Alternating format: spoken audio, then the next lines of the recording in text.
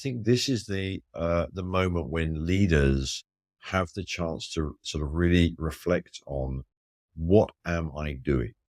Where am I going? Is this what I started out on my journey to do? When I went into leadership or to management or into sort of business or into any organizational responsibility, did I set out on that because I wanted to comply? You know, businesses don't exist to comply. They comply to exist.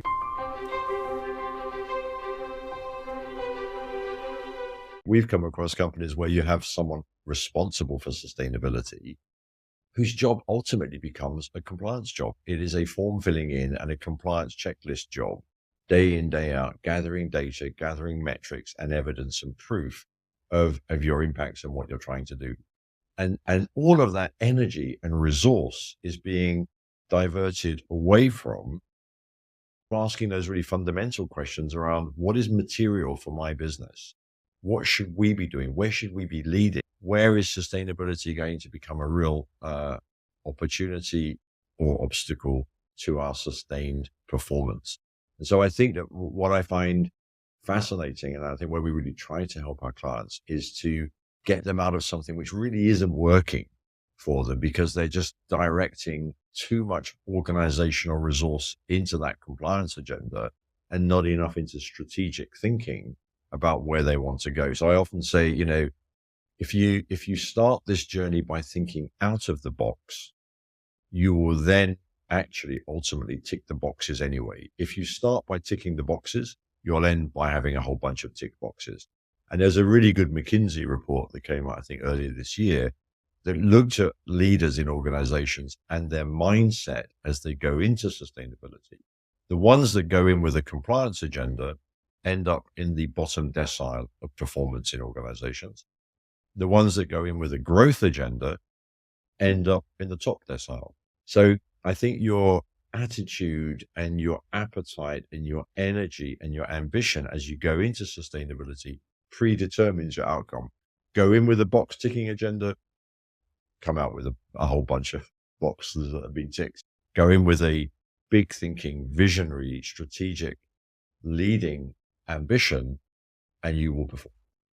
One thing which is really important, I found helpful for me, and I think for many of our clients, is to start out on the process of defining and articulating purpose.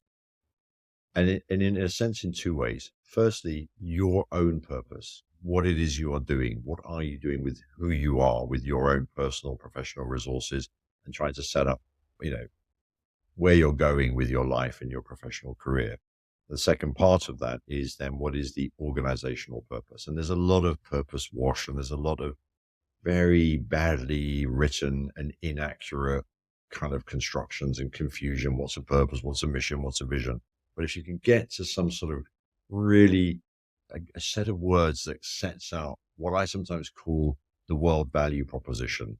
What is your organizational proposition to the world? Why do we need you? Why do you exist? What are you all about?